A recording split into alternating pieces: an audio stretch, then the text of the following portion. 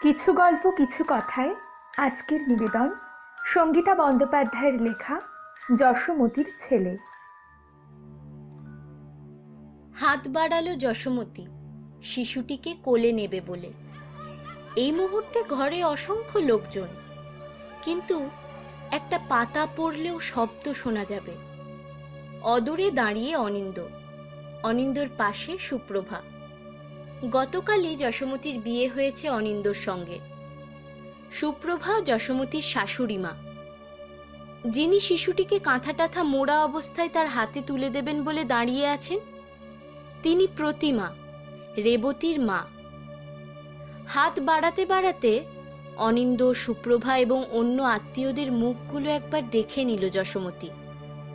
মনে হলো সকলে এই মুহূর্তটারই অপেক্ষায় ছিলেন। 4-5 মাসের শিশুটিকে কোলে তুলে নেবে সে, নিয়ে শর্তহীন মাতৃত্বের বোধে বড় করে তুলবে। এই বিয়ের এটাই এক এবং একমাত্র উদ্দেশ্য। চন্দননগরের মেয়ে যশোমতি। বাবা একটা সামান্য চাকরি করেন কাঠের গুদামে। অনেক ছেলেবেলায় মাকে হারিয়েছে সে। মা হারা মেয়েকে বুকে আগলে মানুষ করেছেন বাবা, পড়াশুনো শিখিয়েছেন। বয়স হয়ে যাচ্ছে বাবার, 3 কুলে কেউ নেই, তাই একটা সময় পর বাবার একমাত্র চিন্তা হয়ে দাঁড়ালো, তিনি না থাকলে মেয়েটার কি হবে। যশোমতি ভেবেছিল চাকরি করবে, নিজের পায়ে দাঁড়াবে, কিন্তু নিজের শরীর স্বাস্থ্য নিয়ে দুর্ভাবনা করতে করতে বাবা সিদ্ধান্ত নিয়ে ফেললেন বিয়ে দেবেন মেয়ের। বিয়ের প্রথম প্রস্তাবটাই এলো অনিন্দদের বাড়ি থেকে। অনিন্দ অতি যোগ্য পাত্র, সন্দেহ নেই। শিক্ষিত, সপ্রতিভ, সুদর্শন, নিজের বড় ব্যবসা, বড় বাড়ির একমাত্র ছেলে, অগাধ সম্পত্তি। তবু এই প্রস্তাবে আনন্দিত হওয়ার বদলে নিশ্চুপ মেরে গেলেন বাবা। কারণ অনিন্দর এটা দ্বিতীয় বিয়ে এবং রেবতী চলে যাওয়ার সময় রেখে গিয়েছে এক আতুর সন্তান অনিন্দরই হাতে। কথাবার্তা হওয়ার সময় অনিন্দ পরিষ্কারই জানিয়েছিল, এত তাড়াতাড়ি বিয়ে করার সিদ্ধান্ত তাকে নিতে হচ্ছে রত্নর জন্যই। অনিন্দ জানতে চেয়েছিল, যশোমতির মধ্যে কি সেই উদারতা আছে যা দিয়ে পরের সন্তানকে আপন সন্তানের স্নেহ ভালোবাসা উজাড় করে দেওয়া যায়। যশোমতি যেন অনেক ভাবনা চিন্তা করে মত দেয়। বেশি ভাবতে হয়নি তাকে। দ্বিধাগ্রস্ত পিতাকে সে জানিয়েছিল, এই বিয়েতে আমি রাজি, তুমি ওদের জানিয়ে দাও। কেন রাজি হচ্ছিস তুই যশো? অক্ষম বাবাকে দায় মুক্ত করতে? কতই বা বয়স যশোমতির, কি বা বেশি বোঝে। বাবাকে সে বলেছিল, শিশুটিকে তো আমি দেখিনি বাবা, কিন্তু তোমাকে দেখেছি, নিজেকে দেখেছি। মার মূল্য আমি মাকে হারানোর মধ্যে দিয়ে বুঝেছি। আমাকে বড় করে তুলতে কত কষ্ট করতে হয়েছে তোমাকে। সেই জায়গা থেকেই পিছিয়ে যেতে আমার লজ্জা হচ্ছে।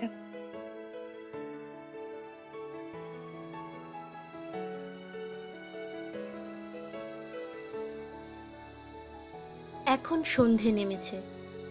উত্তর কলকাতার এই প্রাসাদোপম বাড়িতে পা রাখার পর কেটে গিয়েছে 7-8 ঘন্টা সময়। বাড়িটা খুব পুরনো, কিন্তু যত্নে রাখা। মোটা মোটা দেওয়াল, খড়খড়ি দেওয়া জানলা, কালো বার্নিশ করা অতিকায় সব আসবাব। গরমকাল হওয়া সত্ত্বেও বাড়িটা নিজের উপায়ে শীতল হয়ে আছে। যেমন শীতল হয়ে আছেন বিয়ে উপলক্ষে বাড়িতে আগত অতিথিরা। কোনো হাসি ঠাট্টা নেই, মুখরতা নেই, সকলেই চুপচাপ দাঁড়িয়ে। অনিন্দ শান্ত প্রকৃতির মানুষ, সুপ্রভা গাম্ভীর্যে পরিপূর্ণ। সত্যি বোঝা যাচ্ছে রেবতীর মৃত্যুরই আর একটা পরের অধ্যায় এই বিয়ে। উল্টো দিকের দেওয়ালে 2 বড় বড় দেরাজ আলমারি, তার মাঝখানে একটা টেবিল। টেবিলের উপরের ফাঁকা দেওয়াল থেকে ঝুলছে রেবতীর বড় করে বাঁধানো একটা ফটো। সকলের মুখের দিকে তাকাতে গিয়ে যশোমতি একবার ফটোর রেবতীর দিকেও তাকিয়ে ফেলল। দুপুরবেলায় এই ঘরে কিছুক্ষণের জন্য বিশ্রাম নিতে একা শুতে দেয়া হয়েছিল তাকে। তখন অনেকক্ষণ ফটোটা ভালো করে দেখেছে সে। হাসি হাসি চোখে তাকিয়ে আছে যেন রেবতী। কিন্তু এখন ফটোটার দিকে তাকানো মাত্র চমকে গেল সে। একটা ফ্যাটফ্যাটে সাদা মুখ, ভুরুতে তীক্ষ্ণ ভাঁজ, অগ্নিদৃষ্টি বর্ষে গেল তার উপর। কি হলো? ভুল দেখলো যশোমতী? ওই তো ফটোটা ঝুলে রয়েছে। কোথাও কোনো পরিবর্তন তো হয়নি রেবতীর সেই ফটোর। সারা দুপুর ধরে যে ফটোটার দিকে তাকিয়ে সে কল্পনা করবার চেষ্টা করেছিল রেবতীর জীবিত চেহারাটা, তাহলে কেন এমন হলো? তার সম্বিত ফিরল প্রতিমার ডাকে। নাও, কোলে নাও রত্নকে। আজ থেকে তুমি ওর মা। সে কোলে নিতে গেল শিশুটিকে। তার হাত স্পর্শ করল শিশুটির শরীর, আর স্পর্শ করা মাত্র না করে আর্তনাদ করে উঠল কেউ ঘরের মধ্যে। সঙ্গে সঙ্গে দেওয়াল থেকে ছিঁড়ে প্রথমে টেবিলে, পরে শ্বেতপাথরের মেঝেই পড়ে সশব্দে ভেঙে খান খান হয়ে গেল রেবতীর ফটো। সকলে ঘুরে তাকালো সেদিকে। আর একটু হলেই তার হাত ফসকে রত্ন আছড়ে পড়তো মাটিতে। প্রতিমা কোনো মতে শিশুটির পা ধরে সামলালেন সেই পতন। সকলের চোখ মুখ পাল্টে গেল এক নিমেষে। এক প্রবীণা আত্মীয়া মুখে কাপড় চাপা দিলেন আতঙ্কে। অনিন্দ ছুটে গেল ফটোটার কাছে। চতুর্দিকে কাঁচ ছড়িয়ে গিয়েছে। সুপ্রভা বললেন, সাবধান অনিন্দ, কাঁচ তোর খালি পা। কিন্তু বলতে না বলতে একটা কাঁচ ফুটে গেল অনিন্দর পায়ে। ঝরঝর করে রক্ত পড়তে লাগলো। কোত্থেকে কি ঘটে গেল বোঝা গেল না। কয়েকজন ব্যস্ত হয়ে উঠলেন অনিন্দকে নিয়ে, বাকিরা জড়সড় হয়ে দাঁড়িয়ে রইলেন। সুপ্রভা আপন মনে বললেন, কি অলক্ষণে ব্যাপার। আচ্ছা, অত জোরে না বলে উঠল কে তখন? পরস্পর মুখ চাওচাই করলেন তারা। অনিন্দ বেরিয়ে গেল ঘর থেকে। ফোঁটা ফোঁটা রক্তের রেখা দেখে শরীরটা কেমন খারাপ করে উঠল যশোমতীর। এই সময় শিশুটি কুঁকিয়ে কেঁদে উঠতে ব্যস্ত হয়ে উঠলেন সুপ্রভা। ওমার, তুমি কাঁদছো কেন রত্ন? প্রতিমা, ওর বোধহয় খিদে পেয়েছে, দেখো তো। প্রতিমা শিশুটিকে বুকে চেপে ধরে আছেন, ভীষণ বিষণ্ণ মুখ। মায়া ত্যাগ করে যেতে পারিনি আমার মেয়েটা। সুপ্রভা, ও এখানেই আছে। বলতে বলতে ঘর ছাড়লেন তিনি। একটা গুঞ্জন উঠল। আর্তনাদটা সকলেই শুনেছেন। কে একটা না বলে উঠল। মুখ শুকিয়ে বেরিয়ে গেলেন সকলেই, একে একে যশোমতীকে একা রেখে। যাওয়ার আগে সুপ্রভা তার পিঠে হাত রেখে বললেন, দেখলে তো কি ব্যাপার। তুমি আর রত্নকে নিতে চেষ্টা করো না মা। রাতে যখন তাকে খেতে দেওয়া হলো তখনও কানাঘুষোয় এই আলোচনাই চলছে। সে নীরব শ্রোতা, তার বলার কিছু নেই। একটু পরেই যশোমতীকে শুতে পাঠানো হলো ওই ঘরে। ওই ঘরটাই একসময় রেবতীর ঘর ছিল, এখন ওই ঘরটা যশোমতীর। বিশাখা অনিন্দর এক সম্পর্কিত বোন। আজ বিশাখাই শোবে যশোমতীর সঙ্গে। ফটোটা সরিয়ে নিয়ে যাওয়া হয়েছে ঘর থেকে। কাঁচ রক্ত পরিষ্কার করা হয়ে গিয়েছে। বিশাখা তাকে গয়নাগাটি খুলতে সাহায্য করল। শাড়ি বদলে উঁচু পালঙ্কে উঠে বসল সে। বিশাখা বলল, তুমি শো, আমি এক্ষুনি আসছি। মায়ের রাতের ওষুধগুলো খাইয়ে আসি। মায়ের আবার হাই প্রেশার। বিকেলের ঘটনায় মা খুব ভয় পেয়েছেন। প্রেশারটা বেড়েছে বোধহয়। তোমার আবার ভূতের ভয়টাই নেই তো? ভূত?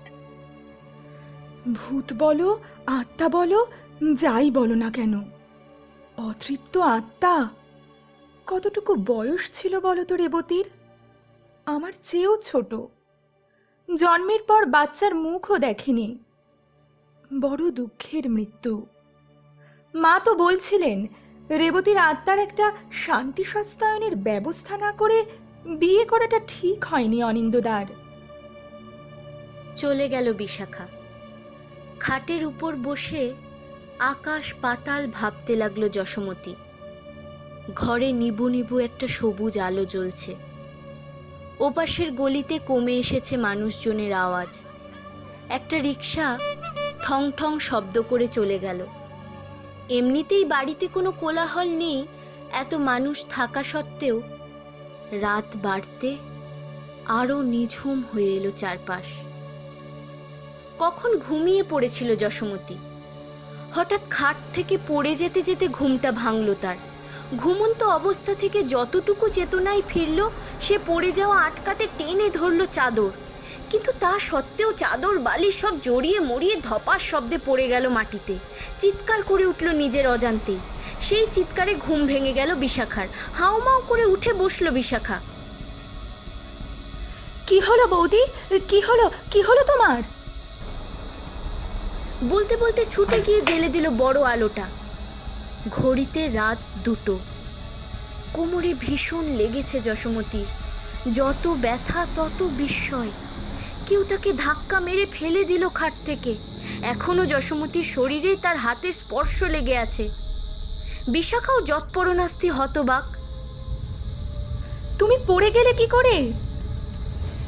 সে উঠতে পারছে না।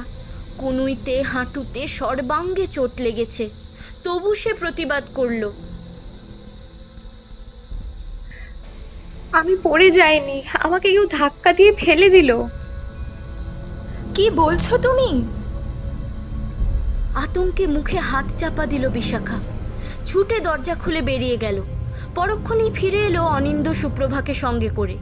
ঘুম ভেঙে আরো কয়েকজন উঠে এসেছেন। অনিন্দ তাকে একরকম পাঁজা কোলা করে তুলে দিল খাটে। সুপ্রভা বললেন, ও কিছু নয়, এত উঁচু পালঙ্কে শোয়ার অভ্যেস নেই, তাই ঘুমের ঘোরে পড়ে গিয়েছে। যশোমতী কাঁদছিল। না, বিশ্বাস করুন, আমাকে ধাক্কা মেরে ফেলে দিয়েছে কেউ। কে তোমাকে ধাক্কা মারবে? তোমার পাশে তো বিশাখা শুয়েছিল। ঘরের দরজা তো ভিতর থেকে বন্ধ করা। প্রতিমা মাথা নাড়তে লাগলেন। না না, এই মেয়ে খুব লক্ষ্মী মেয়ে, মিথ্যে কথা বলা মেয়ে নয়। অনিন্দ ধমকে উঠল সকলকে। এত রাতে আর কথা বাড়াবার দরকার কি? যে যার মতো শুতে যাও। যাও বিশাখা, তুই যশোমতীকে অন্য ঘরে নিয়ে গিয়ে শুয়ে পড়। এই ঘরটা বন্ধই থাক। বন্ধই রয়ে গেল ঘরটা। বৌভাতের পর একে একে বিদায় নিলেন আত্মীয় স্বজন। বাড়িতে এখন শুধু সে, সুপ্রভা আর প্রতিমা মাসিমা। অনিন্দ ভীষণ ব্যস্ত মানুষ, সারাদিন বাড়ির বাইরেই থাকে। রত্নকে মাঝে মাঝে দেখতে পায় যশোমতী। কখনো সুপ্রভার কোলে, কখনো প্রতিমার কোলে, কখনো বা কাজের মেয়েদের কাছে রয়েছে। তার কাজ কিছু নেই, বাড়িতে অনেক কাজের লোক। সে এদিক ওদিক ঘুরে বেড়ায়, ছাদে গিয়ে বসে থাকে। মন খারাপ হয়ে থাকে তার। সেদিন বিকেল নাগাদ গা ধুয়ে ছাদে গেল সে। আনমনে বসে থাকতে থাকতে একসময় দেখল সন্ধে নেমে এসেছে। উঠতে যাবে, হঠাৎ কোলের উপর গড়িয়ে পড়ল কি একটা বলের মতো। ভয় পেয়ে গেল যশোমতী। বলটা তুলে হাতে নিয়ে সে দেখল বল নয়, সেটা একটা চুলের খোঁপা। খোঁপাটার গায়ে ক্লিপ আটকানো। এক ঝলক দেখেই শিউরে উঠল যশোমতী। এ তো তার চুলের খোঁপা। বিকেলে চুল আঁচড়ে খোঁপা গড়ে ক্লিপ আটকেছিল। সঙ্গে সঙ্গে তার হাত চলে গেল ঘাড়ে। ফাঁকা, খোঁপা নেই, চুল নেই। কে যেন কখন নিঃশব্দে চুলটা ঘাড় থেকে মুড়িয়ে কেটে নিয়েছে তার। সে চেঁচিয়ে উঠতেই পাশ থেকে খিলখিল করে হেসে উঠল কেউ নারী কণ্ঠে। চিৎকার করে ছুটে ছুটে নামতে লাগলো যশোমতী নিচে। তার এই অবস্থা দেখে অবিশ্বাস্য চোখে তাকিয়ে রইলেন সকলেই তার দিকে। অনিন্দ ফিরে এলো একটু পরে। সেই দিনই পুরুতমশাইকে ডেকে বাড়িতে যাগযজ্ঞের ব্যবস্থা করা হলো। আগামী অমাবস্যার দিন রাত থেকে যজ্ঞে বসবেন পুরুত মশাই। বাড়িতে একটা শঙ্কার আবহাওয়া, সকলের মধ্যে ভূতের ভয় চারিয়ে গিয়েছে। অনিন্দ তাকে চোখে চোখে রাখার নির্দেশ দিয়েছে সকলকে। সন্ধ্যের পর থেকে তার সঙ্গে সবসময় একটা কাজের মেয়ে থাকে, ব্রাহ্মণের বিধবা। যশোমতী ঘরে বসে বই পড়ে, সে মেয়েটা ঠাকুরের নাম জপ করে। তবু ভয় কাটে না যশোমতীর।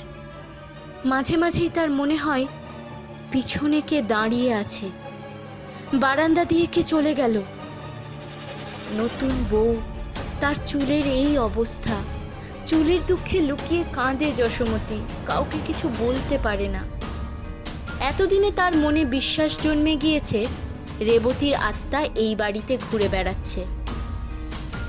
একদিন বাথরুমে ঝপাত ঝপাত জল পড়ার শব্দ শুনে পারুল নামের কাজের মেয়েটা ছুটে গিয়ে দেখল ভিতরে কেউ নেই, কিন্তু তখনও নর্দমা দিয়ে হড়হড় করে গড়িয়ে যাচ্ছে জল। ও মা গো, কি বুতুরে কাণ্ড গো! বলতে বলতে সে নিজের জিনিসপত্র গুছিয়ে নিয়ে সঙ্গে সঙ্গে কাজ ছেড়ে চলে গেল। অন্যরাও নিজেদের মধ্যে আলোচনা করতে লাগলেন এসব নিয়ে। সুপ্রভা তাদের প্রবোধ দিতে লাগলেন। যাগযজ্ঞের পর রেবতীর আত্মা এই বাড়ি ছেড়ে চলে যাবে, তারপর আর কোনো ভয় নেই। সুপ্রভা যখন এই কথা বলছেন, তখন কোত্থেকে কি ঘটে গেল। সেই বন্ধ ঘরের ভিতর দুমদাম শব্দে পড়তে লাগলো জিনিসপত্র। কে যেন প্রচণ্ড আক্রোশে ছুঁড়ে ছুঁড়ে ফেলছে, সব ভাঙচুর করছে। সকলেই যখন ভয়ে কাঁপছেন, তখন নিতাই রাঁধুনি, যার সাহস একটু বেশি, কোত্থেকে চাবি খুঁজে এনে খুলে ফেলল বন্ধ দরজা। সঙ্গে সঙ্গে থেমে গেল সব শব্দ। একে একে জড়ো হলেন সকলেই ঘরের দরজার সামনে। না, সব সাজানো যেমনকার তেমন, বিছানা, বালিশ, আসবাবপত্র, কোথাও এক চুলও এদিক ওদিক হয়নি। বাড়ি ফিরে সব শুনে অনিন্দ যশোমতীকে বলল, রেবতীর আত্মা সত্যিই ঘুরে বেড়াচ্ছে এখানে।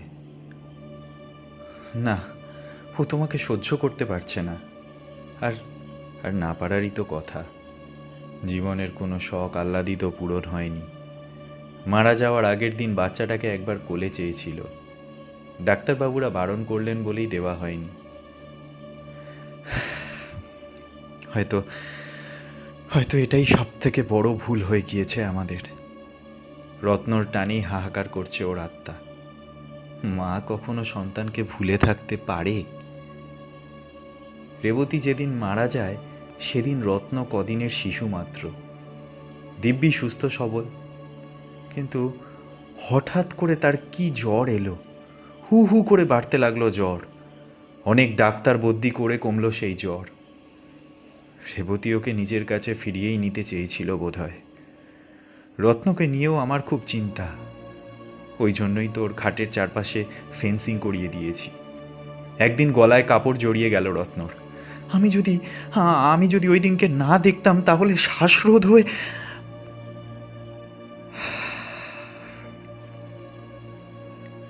দেখা যাক শান্তি সস্তায়ন করে কিছু হয় কি না।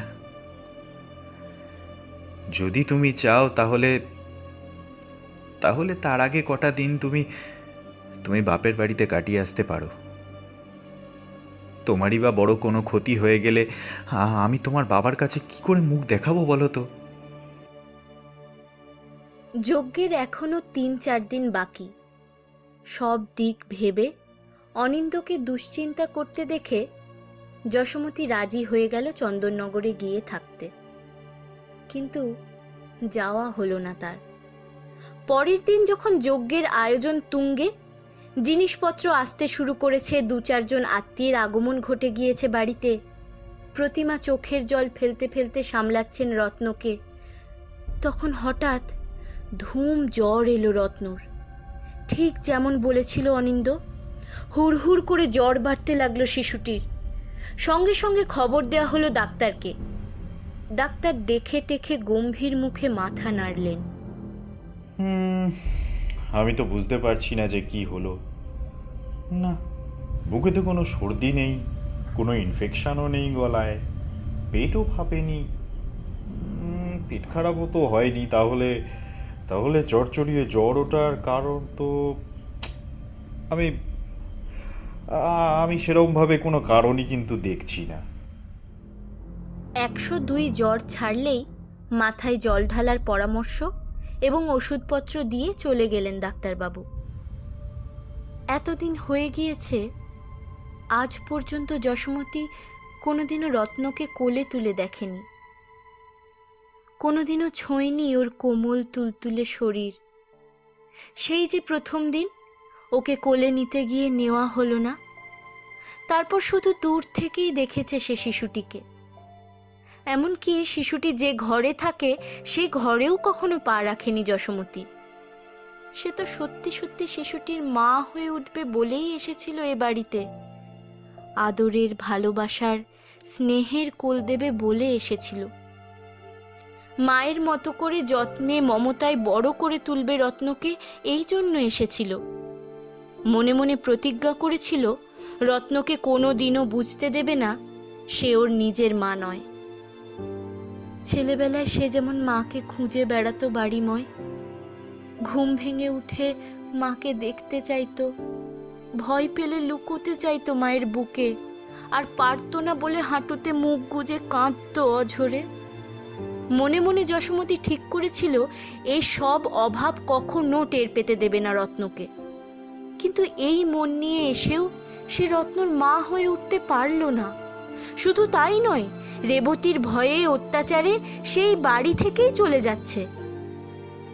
সুপ্রভার মতো শক্ত মনের মানুষও আজ রত্নর এই অবস্থা দেখে ভেঙে পড়েছেন। প্রতিমা চোখের জলে ভেসে ওষুধ খাওয়ানোর চেষ্টা করছেন রত্নকে। খিঁচুনি হচ্ছে শিশুটির, মাঝে মাঝে শরীরটা শক্ত হয়ে বেঁকে যাচ্ছে। তারপর ক্ষীণ স্বরে কেঁদে উঠছে রত্ন। কেমন নীল হয়ে গিয়েছে চোখ মুখ, নেতিয়ে পড়েছে। রত্নর ঘরের দরজার বাইরে চুপ করে দাঁড়িয়েছিল যশোমতী। হঠাৎ অনিন্দ মাথার চুল মুঠো করে ধরে চিৎকার করলো, যার যোগ্য শান্তি সস্তায়ন কিচ্ছুর দরকার নেই, কিচ্ছুর নেই। থাক থাক, রেবতী রেবতী যেমন আছে থাক। ওকে ওকে ওকে ঘাটিয়ে লাভ নেই, তাহলে রত্ন বাঁচবে না। বরং যশোমতী নিজের বাড়ি ফিরে যাক, আর তাতেই সকলের লাভ হবে। সকলেই অবাক হয়ে তাকিয়ে আছে অনিন্দর দিকে। যশোমতীর চোখ ফেটে জল এলো। তাকে চলে যেতে হবে? এত নির্দয় অনিন্দ! সে কি কেউ নয় এ বাড়ির? বেশ, তাই হোক, সে চলেই যাবে, আর কোনো দিনও আসবে না। থাকুক রেবতী এখানে, ভূতের ভয় দেখিয়ে একে ধাক্কা দিয়ে ফেলুক, ওর চুল কেটে দিক, জিনিসপত্র ভাঙচুর করুক। পারবে এসব করে দুধের শিশুকে মানুষ করে তুলতে? কেমন মা সে, যে নিজের অপূর্ণ বাসনার কারণে সন্তানকে এমন কষ্ট দিতে পারে?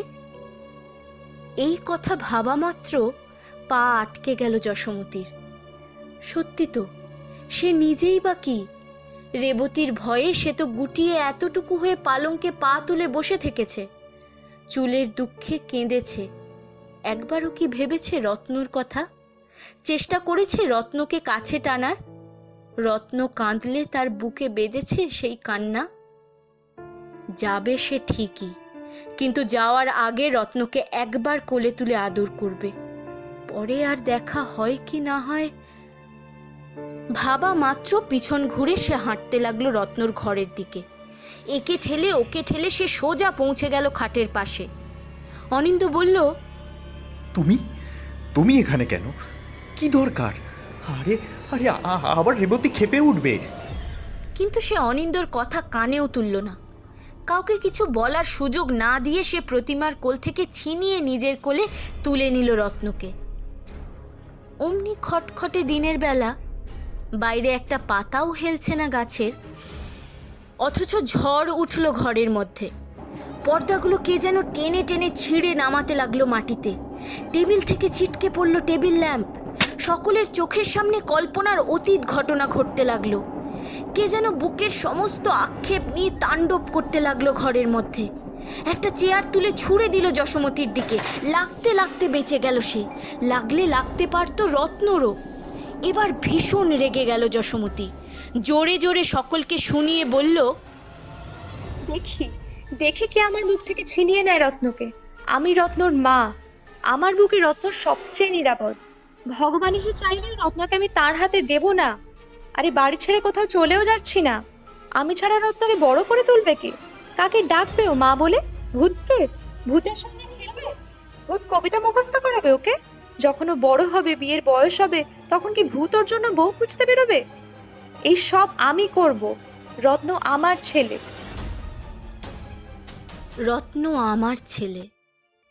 এই কথা বলা মাত্র ঘরের মধ্যে অদৃশ্য শক্তির সমস্ত তাণ্ডব এক নিমেষে থেমে গেল। সকলেই হতবাক, এমনকি কান্না থামিয়ে চুপ করে গেল রত্ন। সকলেই এখন তাকে দেখছে।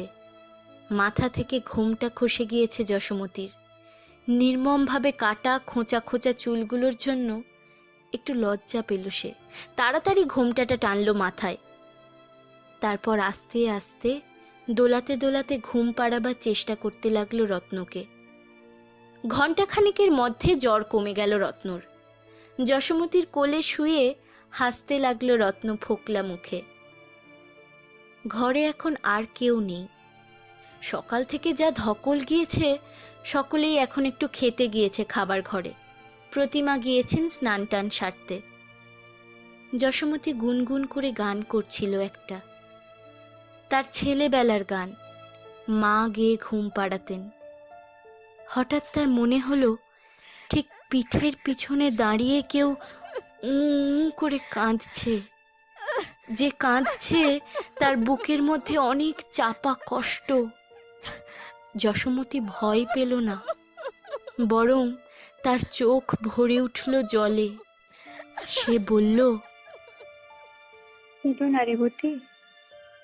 রত্নকে নিয়ে তোমার কোনো ভয় নেই, কোনো চিন্তা নেই। আমি আছি না রত্নর জন্য?